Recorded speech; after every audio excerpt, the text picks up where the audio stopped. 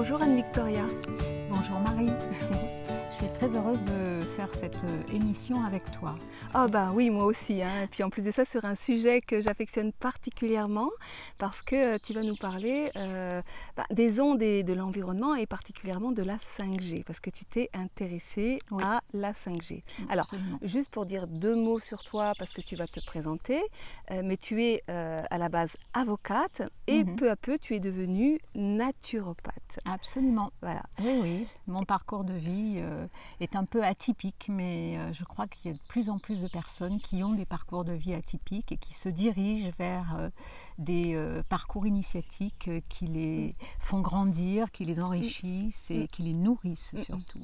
Alors du coup, cette double casquette, enfin, considérant que tu n'en es que deux, parce qu'on est multidimensionnel, fait que tu as pu avoir une approche, parce que tu t'es vraiment intéressée à ce dossier de la 5, à ce grand dossier de la 5G, avec cette double casquette, et du coup ça donne un résultat assez intéressant. Parce que tu as approché aussi bien le volet juridique que le volet santé. Tout à fait. Donc alors, ma première question, c'est qu'est-ce qui fait que tu t'es intéressée à ce sujet particulièrement ?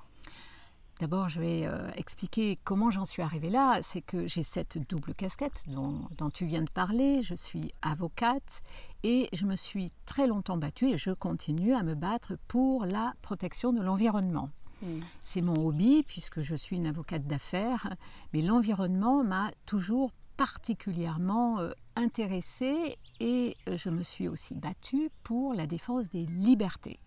Pour moi, la liberté, la souveraineté, l'autonomie, la dignité sont des mots qui ne sont pas vains, qui en principe figurent dans notre Constitution, dans notre Déclaration des droits de l'homme.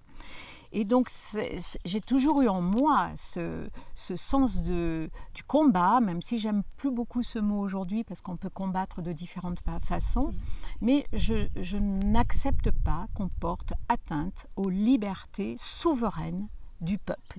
On pourrait parler de cause alors, plutôt que de combat. Oui, mais la cause, on a des causes à défendre, quoi qu'il en soit, il faut les défendre. Ouais.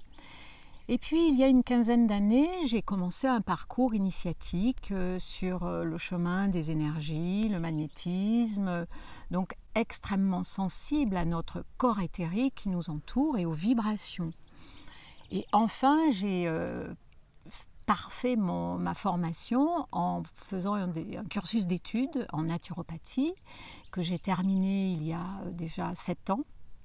Et la naturopathie, pour moi, la naturopathie qui est une médecine très ancienne, celle d'Hippocrate, holistique, qui prend en compte non seulement le corps humain, le corps de chair, mais le corps éthérique, mais la psychologie, la pensée, l'âme, le sens à la vie, font qu'on ne peut pas imaginer vivre de manière saine si nous n'avons pas un environnement sain et propice à cela. Donc, se battre, rechercher les causes, défendre les causes, rechercher la cause de la cause, pourquoi on est en mauvaise santé, ça fait partie de mon leitmotiv. Si bien que je me suis déjà intéressée il y a longtemps à la problématique des ondes électromagnétiques, puisque avec mes deux casquettes, j'ai compris quel était l'impact sur la santé et j'ai mené des procédures contre des opérateurs téléphoniques qui implantaient, un peu à l'insu du voisinage, mais autorisés, qui implantaient des antennes et quelquefois à moins de 300 mètres d'écoles ou de crèches. Donc j'ai mené ces procédures. Et là, la 5G m'a particulièrement alertée parce que je considère que cet impact sera décuplé par rapport à l'impact des ondes telles que la 4G, la 3G. Et puis, il faut savoir que nous sommes soumis à de très nombreuses autres ondes, donc peu de gens ont conscience, mais un micro-ondes, comme son nom l'indique, qui en plus déstructure les molécules et que nous, naturopathes, nous proscrivons totalement. Les ondes des téléphones fixes, les ondes de la télévision, et on est soumis à beaucoup d'ondes. Et donc cette 5G en plus, ça va être une accumulation d'ondes qui va véritablement porter atteinte à notre santé. Mais au-delà de ça, et c'est là que je prends ma deuxième casquette, cette 5G va porter atteinte à nos libertés parce que c'est un moyen de nous fliquer, de nous suivre partout, parce qu'il va y avoir des relais partout et qu'on va pouvoir nous insuffler par des moyens divers, mais qu'ils sauront trouver, eh bien, des lignes de conduite. Et ça, c'est une atteinte à notre liberté, à notre souveraineté, à notre autonomie. Ces deux facteurs cumulés, atteinte à la santé, atteinte à la liberté, font que je me suis vraiment intéressée, que j'ai écrit tout un article d'ailleurs sur les effets de la 5G. Donc moi je suis naturopathe, je suis avocate, je ne suis pas ingénieure en ondes électromagnétiques. Je me suis intéressée à des écrits qui m'ont paru particulièrement sérieux, comme les écrits du docteur émérite qui s'appelle Martin Pall, qui est américain, qui est à l'université de Washington et qui est docteur émérite dans le domaine des sciences et de la médecine. Donc il a lui-même une double formation qui lui permet d'expliquer pourquoi la 5G va avoir un impact très important sur la santé. La problématique, c'est qu'aujourd'hui, on ne sait pas encore, et les autorités considèrent que la 5G n'aura pas d'impact parce que son effet n'est pas thermique. Qu'est-ce que ça veut dire thermique? Eh bien, ça veut dire que la thermie, c'est chauffer. Donc, comme ça ne fait pas chauffer le corps ou les cellules du corps, ça n'a pas d'impact. Et en plus de ça, comme la 5G n'était pas encore déployée partout, l'État considère qu'on ne sait pas quelle va être la réalité de l'impact sur la santé humaine et sur le corps humain. Et pourtant, l'État devrait faire jouer le principe de précaution qui figure dans notre Constitution, dans la Charte de l'environnement et qui est l'article 101 si je ne me trompe pas. Donc, Martin Pall explique très clairement, parce qu'il a lui-même fait des recherches très approfondies, pour arriver à démontrer que ces ondes, même si elles n'ont pas d'effet thermique, elles ont un effet sur le corps. Et on l'a bien vu qu'elles avaient un effet sur le corps dans les lieux où les ondes ont été déployées. En réalité, ce qui se passe, c'est que cette 5G va utiliser des ondes millimétriques pulsées. Et la différence est pulsées, c'est-à-dire qu'elles ne sont pas continues. Et cette pulsation nécessite des relais très fréquents, très très proches. Du reste, il faut quand même savoir qu'ils vont utiliser, en dehors des antennes, qui ont des formes différentes, qui peuvent être carrées, qui peuvent être longues, qui peuvent être des petits boîtiers, eh bien ils ont l'intention d'utiliser nos box dans nos maisons, nos téléphones portables, et il va y avoir des relais tous les 3 mètres, ce qui veut dire qu'on va être soumis 24 heures sur 24, 7 jours sur 7, 365 voire 366 jours sur 365-66 à ces ondes et qui ont un impact très grave parce qu'elles ouvrent les canaux calciques voltage dépendants qui sont des canaux cellulaires qui sont calciques, ouverts au calcium, mais à partir du moment où on les ouvre, eh bien, les ondes vont pénétrer à l'intérieur et vont abîmer, endommager les cellules et du même coup faire baisser notre système immunitaire. Et l'utilisation à outrance de ces ondes 5G, eh bien, à terme, vont entraîner de telles maladies, déficiences, maladies auto-immunes, problèmes de sommeil, problèmes de perte de fertilité, il y a toute une liste de problèmes physiques qui vont être le résultat de cette soumission permanente aux ondes et on va arriver, en gros, à l'extinction de l'être humain. Et si ce n'est à l'extinction, en tout cas par le deuxième objectif non dévoilé de la 5G, eh bien, à l'esclavagisation de la race humaine. Donc ça, c'est un point qui est posé. Bien évidemment, tous nos auditeurs qui voudront avoir les liens pour aller vérifier ce qu'a écrit Martin Pall pourront les avoir, ça va figurer oui, je les mettrai sur la vidéo, en dessous de la vidéo. Mais j'ai réfléchi, qu'est-ce qu'on peut faire? Ouais, qu'est-ce qu'on peut faire? moi, l'avocate, je me suis dit, bon, on va pouvoir mener des procédures, mais est-ce qu'un individu seul peut mener une procédure? Quel type de procédure? Il faut savoir qu'en France, nous avons deux ordres juridiques.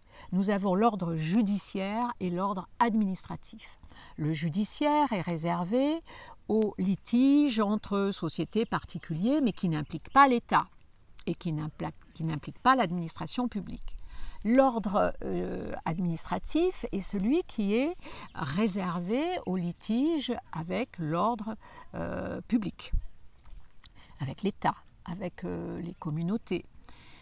Eh bien, pendant longtemps, on a un peu pataugé, et il y a une jurisprudence maintenant constante du Conseil d'État qui explique très clairement, si votre problème est particulier, par exemple, vous avez et vous subissez un trouble de voisinage parce qu'il y a une antenne qui a été installée à côté de chez vous, c'est l'ordre judiciaire qui est compétent et c'est l'ordre judiciaire qui pourra condamner sous astreinte l'opérateur de téléphonie qui a installé, malgré le fait qu'il ait été autorisé, donc qui a installé cette antenne. On peut faire des procédures de référé, c'est-à-dire des procédures d'urgence si on prouve qu'on a un vrai malaise et qu'on ne peut plus dormir et qu'on est tombé malade. Et le juge judiciaire va être libre de dire effectivement, vous êtes malade, je le constate, vous ne supportez pas ces ondes, vous êtes électrosensible, donc je vais condamner la société à enlever cette antenne pour l'impact qu'elle a sur vous. Mais le juge de l'ordre judiciaire ne peut absolument pas condamner l'opérateur de téléphonie à enlever les antennes de toute la région ou de partout en disant non, non, c'est mauvais pour la santé publique. Il n'a pas cette compétence-là. Donc, si l'on veut se battre contre les antennes et contre un opérateur qui installe des antennes partout, même s'il est autorisé, donc jusqu'au mois de mars, il devait avoir des autorisations. À ce moment-là, il faut que l'on plaide pour l'annulation et donc contre les autorisations qui ont été données. Parce que c'est le tribunal administratif qui est compétent. Oui, parce qu'en fait, depuis le début du confinement, il y a eu des décrets ou des lois qui ont été votées et qui permettent l'installation de la 5G sans l'autorisation des maires qui jusqu'à présent pouvaient mettre leur veto, mais là, comment dire, on nous impose littéralement. Oui, c'est d'ailleurs beaucoup plus pervers que cela. En fait, pour pouvoir installer une antenne de téléphonie mobile, il y a toute une procédure à suivre. Bien évidemment, il faut monter un dossier, il faut demander l'autorisation soit à la commune, soit à la communauté de communes. Il faut en informer la ANFR qui est l'administration qui s'occupe des fréquences. Et ensuite, on est autorisé ou pas et il faut déposer également une demande, une déclaration de travaux. Pendant cette période de pandémie, l'État a pris des décisions par ordonnance et des décrets sans avoir recours à ce que normalement il devrait faire, c'est-à-dire demander au Parlement qui est la voix du peuple. Là, parce que notre 5e Constitution le permet, eh bien, il a pris des décisions parce que, soi-disant, nous sommes en période d'urgence pandémique. Et par une ordonnance du 26 mars, il a autorisé les opérateurs de téléphonie mobile à installer, sans plus demander d'autorisation, ces antennes de téléphonie mobile. Alors il n'a pas dit que c'était pour la 5G, et il a simplement dit pour améliorer le télétravail. Parce qu'il y a des gens qui travaillent chez eux et qui étaient mal connectés. Alors on va vous faciliter, bien sûr, on vous enferme. Et pour vous faciliter le travail en étant enfermé chez vous, eh bien, on va vous mettre des antennes un peu plus fréquentes et comme ça, vous serez bien connectés. Sauf que ces antennes vont être aussi des antennes 5G.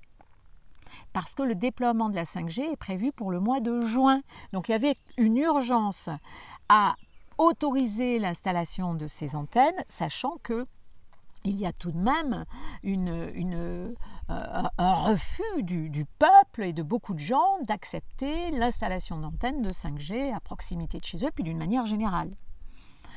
Est-ce qu'il n'est pas trop tard du coup? Non, il n'est pas trop tard. Mais ce que je peux dire, c'est qu'on peut difficilement agir seul. il faut que nous agissions ensemble, de conserve, parce que seul, d'abord, il y a un principe en matière de procédure administrative, il faut démontrer qu'on a intérêt à agir. Mais toi, moi, comment démontrer qu'on a intérêt à agir alors qu'on agirait pour le bien-être de la globalité du peuple? On va rejeter notre demande. Dans ce cas-là, il y a 2 solutions, même 3. D'abord, il faut agir ensemble, donc adhérer à des associations. Il y en a 2 d'associations. Il y a une association internationale, parce que ce mouvement, il est international, il n'est pas propre qu'aux Français. Et puis, il y a une association française qui circule par Robin des Toits. Je te donnerai les liens. Donc déjà, adhérer à des associations et signer un maximum les pétitions qui circulent et qui sont des pétitions très sérieuses. On mettra aussi les liens sous la vidéo. Absolument, tout à fait. Et ce sont ces associations qui vont faire le boulot. Mais ces associations, d'abord, elles ont besoin de nombre. Ça ne peut être d'ailleurs que des associations agréées ou des associations d'intérêt public, comme France Environnement, comme Greenpeace, etc. Et si elles ne sont pas d'intérêt public, il faut qu'elles soient au moins agréées. Pourquoi doivent-elles être agréées? Eh bien parce qu'en France, les seules associations dont on peut dire qu'elles ont un intérêt à agir, et c'est automatique, ce sont les associations agréées. Elles doivent exister depuis plus de 5 ans, elles doivent prouver qu'elles ont un certain nombre d'adhérents, elles doivent prouver qu'elles ont mené des combats dans l'environnement ces dernières années. Depuis, je crois que c'est 2013 ou 2014, la loi a changé et l'État est venu limiter la possibilité de créer ces associations et de maintenir l'agrément en exigeant tous les ans que ces associations prouvent le nombre d'adhérents qu'elles ont. Donc une association qui aurait que 3 adhérents, évidemment, elle n'est pas reconnue comme pouvant rester agréée, qu'elle a agi dans le domaine de l'environnement et donc elle a une légitimité. Donc ces associations, c'est elles qui vont porter le projet. Mais pour qu'elles puissent porter un projet, il va falloir qu'elles aient recours à des avocats qui souvent font des très gros efforts au niveau de leurs honoraires, mais qui doivent quand même gagner leur vie. Et elles vont avoir besoin de fonds. Or, pour être libres, elles refusent toutes les fonds publics du type subvention. Parce que quand on vous donne une subvention, eh bien, la personne publique qui vous a donné la subvention va vous demander des comptes sur comment vous l'avez utilisée. Et j'ai déjà vu le cas de personnes publiques qui n'avaient pas donné de subvention, mais qui avaient autorisé, par exemple, une manifestation à un endroit et qui va dire « Ah non, mais c'est l'équivalent d'un don. Donc, je demande à ce que les services financiers de la police viennent faire un petit contrôle pour voir comment vous avez fait usage, comment vous faites usage des fonds de l'État. » C'est très pervers, donc elle refuse les fonds.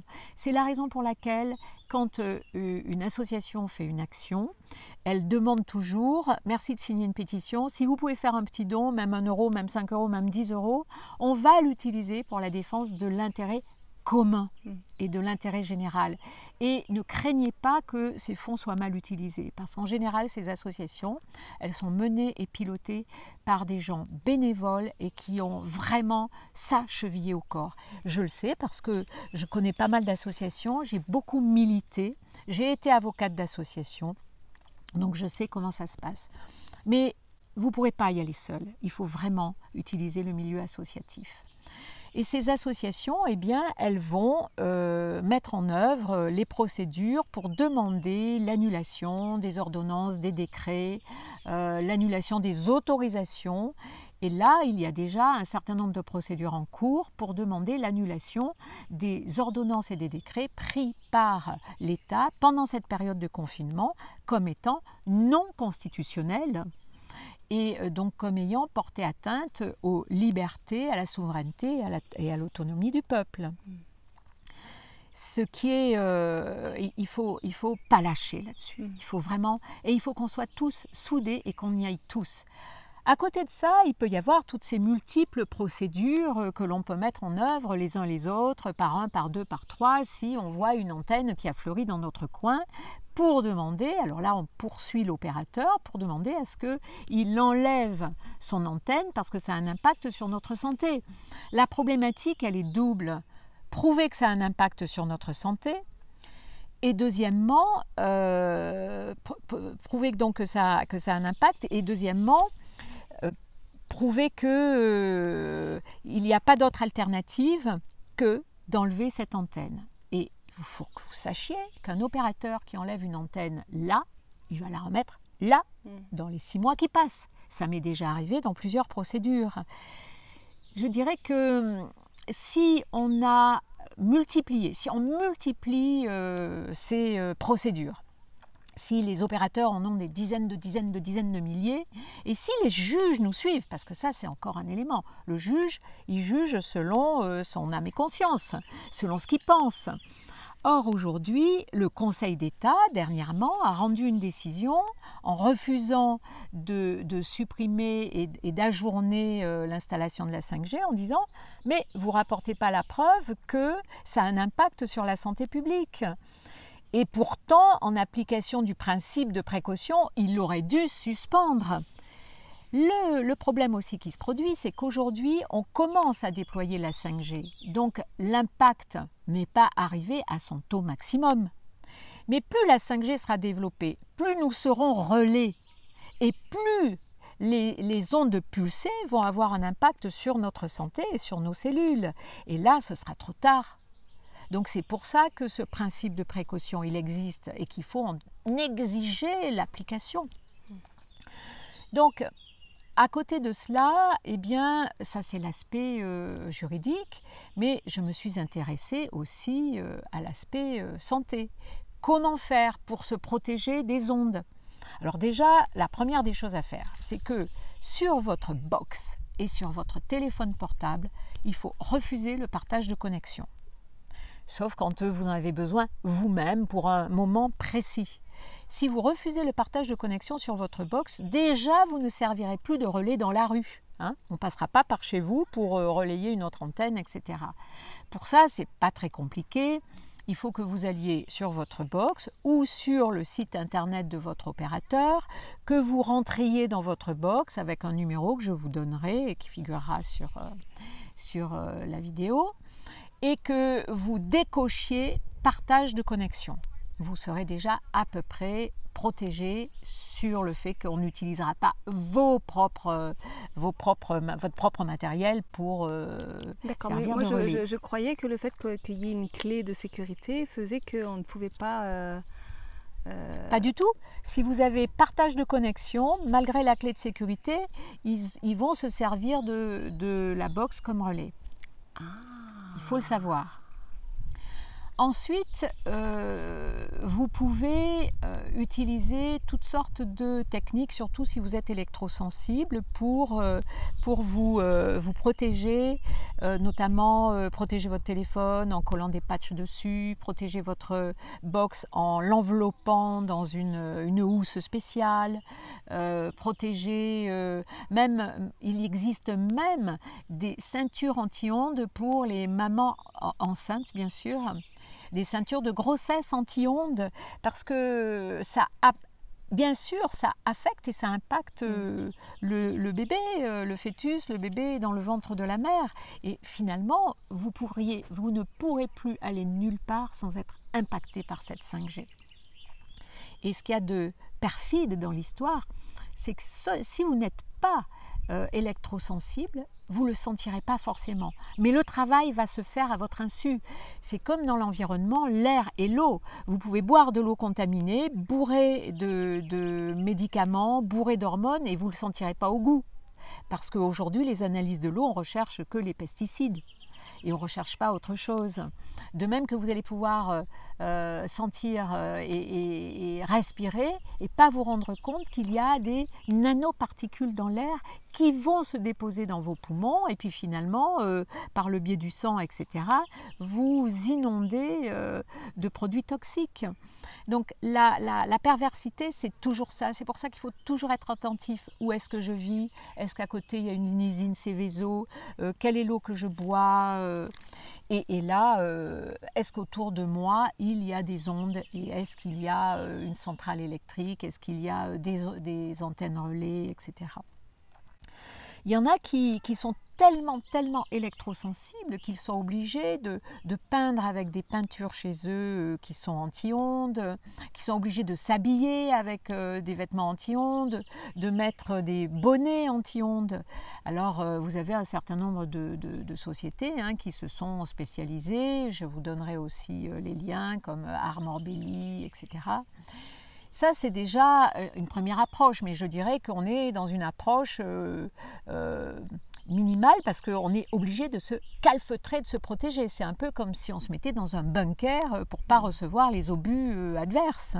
Mais ce n'est pas ce qu'il faut faire en priorité. C'est vraiment aller dans la rue et tous y aller ensemble avec nos panneaux et dire « on ne veut pas la 5G ». Et c'est nous, le peuple souverain, qui le disons.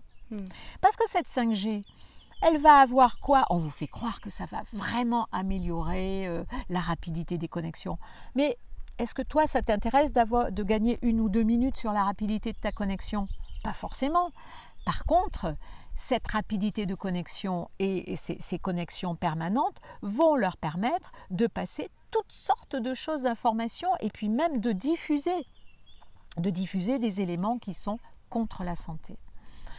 Et après, en tant que naturopathe, j'ai réfléchi aussi, et puis là, cette période de pandémie à laquelle je n'ai pas du tout adhéré, je préfère le dire, m'a fait réfléchir à qu'est-ce qu'on peut faire pour aider le peuple et pour aider l'humain. Nous, naturopathes, nous estimons que, et c'est une vérité qui existe depuis Hippocrate, que la santé humaine, c'est une affaire individuelle, une affaire de responsabilité personnelle qui est liée à l'hygiène de vie. Si on a une bonne hygiène de vie, eh bien on a une capacité immunitaire, notre système d'autodéfense va nous permettre de nous auto-guérir et de résister beaucoup mieux à toutes ces invasions extérieures.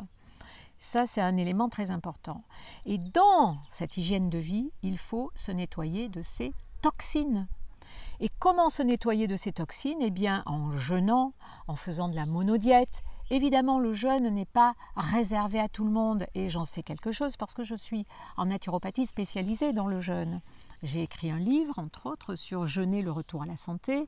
Il est bien évident que si on est trop fatigué, on ne peut pas jeûner parce qu'on ne va pas pouvoir remettre et évacuer les toxines que l'on doit évacuer, tout simplement parce qu'on n'a pas assez d'énergie vitale, que nos organes émonctoires, qui sont les organes qui permettent d'évacuer, comme les poumons, le foie, les reins, la peau, ne sont pas suffisamment forts pour éliminer. Et à ce moment-là, nos toxines, eh bien, on les remet en circulation et on s'auto-empoisonne.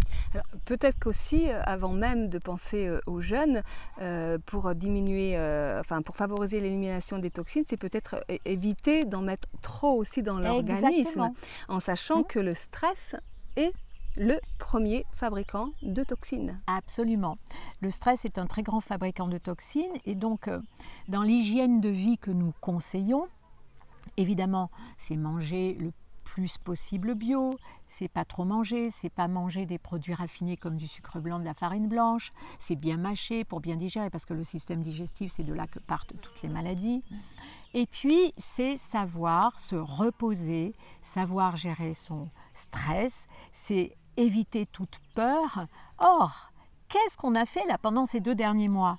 On a terrorisé les populations en leur faisant peur et en leur faisant croire qu'ils allaient mourir. Et dans notre civilisation occidentale, on a peur de la mort. On n'a pas peur de la mort en Orient comme ici on en a peur. Et cette peur, effectivement, elle génère un stress énorme qui va être un stress oxydatif, ce qui va nécessiter qu'on consomme des antioxydants alors que normalement notre corps fabrique tout seul les antioxydants nécessaires pour juguler le stress oxydatif. Mais il va falloir se nettoyer. Et sachez, je pense que vous en êtes conscient, nous avons dans nos toxines de nombreux métaux lourds qui proviennent, des vaccins, on en parle et c'est une vérité, l'aluminium, qui proviennent aussi d'un certain nombre de médicaments, d'excipients, qui proviennent de ce qu'on a respiré. Je prends des exemples où vous avez des usines. Il y en a une pas très loin d'ici où nous sommes, à Tarascon, qui s'appelle Fibre Excellence, qui rejette plus de 27 fois plus de cadmium dans l'air que ce qui est autorisé. Ben, le cadmium, c'est un métal lourd. Et donc les gens ont respiré ça, à leur insu.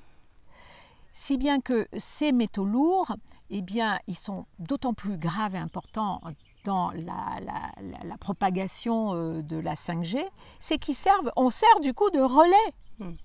Nos métaux lourds en nous servent de relais. Et c'est pour ça qu'il faut se nettoyer des métaux lourds. Pour se nettoyer des métaux lourds, eh bien, il n'y a pas énormément de solutions. Il y a quelques produits comme les champignons, la chlorella. Il y a certains laboratoires très intéressants qui ont travaillé spécifiquement là-dessus et qui ont des effets avec beaucoup de succès, très réussis. Mais si l'on vit de manière, avec une excellente hygiène de vie, que l'on arrive à gérer son stress, à être dans sa verticale, connecté à son soi, si l'on arrive à méditer et à s'élever en vibration, on ne devrait pas avoir de problème de santé parce que notre corps, qui est une extraordinaire machine, est capable de s'auto-guérir. Et oui, et donc du coup, parce que là on parle des nourritures physiologiques, hein, l'alimentation, mais la nourriture affective, psychologique, spirituelle, c'est-à-dire que pour se positionner dans sa souveraineté, il s'agit aussi effectivement de peut-être d'aller revisiter nos systèmes de croyances, d'apprendre à accueillir nos émotions.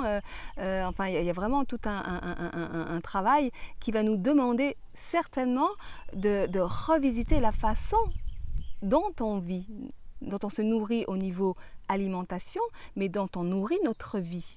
Absolument. Et là, c'est ce que tu viens de dire et qui est vraiment ta spécialité, si je puis dire, pour nous, naturopathes, est une évidence absolue. Si on ne change pas de paradigme, si on ne change pas de croyance, si on n'a pas cette capacité d'élévation vibratoire, de changement de conscience, il y a un fort risque eh bien, que l'on tombe dans les mains de cette manipulation qui est véritablement une manipulation de l'être humain. Et donc pour ça, il s'agit d'arrêter de nous manipuler nous-mêmes avec notre peur d'avoir peur, oui. Et d'aller effectivement dévoiler nos ombres, dévoiler nos parts qu'on considère comme étant inacceptables, enfin d'arrêter de se battre contre nous-mêmes, quoi, et de nous manipuler pour nous soumettre à un environnement qui devient inacceptable. Et du coup, c'est comment on laisse toute la place à ces manipulations extérieures. Tant qu'on continue à nous manipuler nous-mêmes, on laisse la place à toutes ces manipulations extérieures. En fait. Oui, puisque on se trouve toujours des bons prétextes pour accepter l'inacceptable. Et c'est sur ce point-là qu'il faut que nous réfléchissions tous de manière individuelle et commune. Nous voulons vivre autrement et nous voulons être tous les acteurs de nos vies et avoir en plus une conscience éveillée et une vraie information. Parce que tout le monde ne soit pas au courant de l'impact de la 5G et qu'on reçoive de multiples informations avec des fake news, c'est vrai, ça existe. Mais ensuite, on va faire les démarches pour comprendre, pour aller vers les personnes qui sont susceptibles de nous donner les véritables informations. Et après, eh bien, dans le petit colloque que l'on a avec soi-même, parce qu'il faut se rencontrer soi et se dire, bon, est-ce que là, j'ai raison, est-ce que j'ai pas raison? Je me connecte dans ma verticale et surtout, du coup, tout devient clair parce qu'on est lié à l'univers, à la Terre, on sent les vibrations de la Terre, les vibrations de l'univers et là on comprend.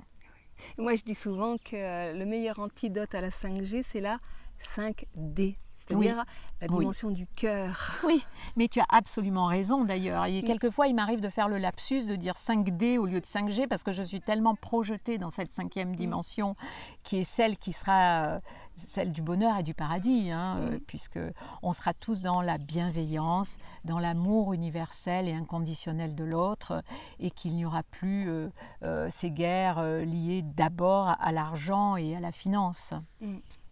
Donc arrêter de se faire la guerre à l'intérieur pour arrêter ces guerres à l'extérieur. C'est fondamental, quoi. Oui. Donc c'est tout ce à quoi ça nous invite, hein, ces histoires-là, quelque part, hein, en revenir à soi. Qu'est-ce qu'on veut vivre aujourd'hui?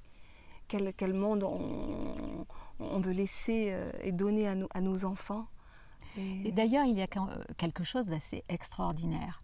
À partir du moment où on se pose ce genre de questions, donc ça veut dire qu'on a un éveil de conscience, eh bien, on va rencontrer les êtres qui vont nous faire avancer sur notre chemin, qui vont nous faire grandir, qui vont nous nourrir, et on va se dire « Oh, mais c'est merveilleux, voilà, j'ai compris, j'avance sur un chemin qui s'illumine ». Tout comme tu vois, nous nous sommes rencontrés à l'occasion de cette pandémie qui nous a enfermés chez nous. Et oui. Et nous, on a réussi à se trouver, à communiquer. Ou justement, c'était ce qui a fait lien, c'était suite à la vidéo que j'ai faite sur la violence des femmes et l'enfantement du nouveau monde, et où effectivement j'aborde toujours le même sujet qui est de aller reconnaître nos parts d'ombre, aller reconnaître, prendre notre part de responsabilité. Oui, c'est ça, prendre notre part de responsabilité. On est tous responsables, et en naturopathie, c'est très clair pour nous.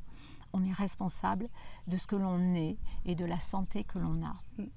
Alors, pour continuer sur le versant santé, est-ce qu'il y a, pour les personnes qui sont vraiment électrosensibles, des choses que parce que tu m'en parlais précédemment, des choses que tu pourrais indiquer? Alors, pour les personnes qui sont électrosensibles et qui ont des problèmes, par exemple de sommeil, qui ont des problèmes respiratoires, etc., eh bien, outre le fait qu'il faut absolument s'éloigner des ondes, hein, c'est évident, et utiliser les petits matériels dont j'ai parlé.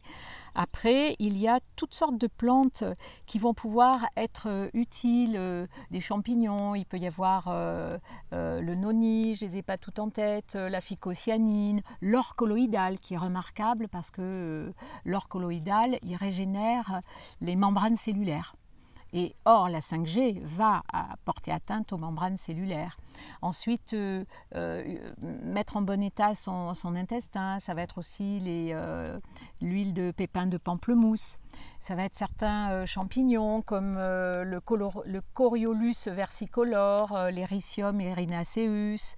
Ça va être le silicium bore. Donc, moi, je peux en citer comme ça un certain nombre, mais en réalité, il faut que la personne qui ne va pas bien et qui est véritablement perturbée par les ondes aille voir un naturopathe, parce que le naturopathe est vraiment le généraliste de la santé holistique et va pouvoir conseiller un certain nombre de plantes et de techniques qui vont améliorer les effets délétères de la 5G.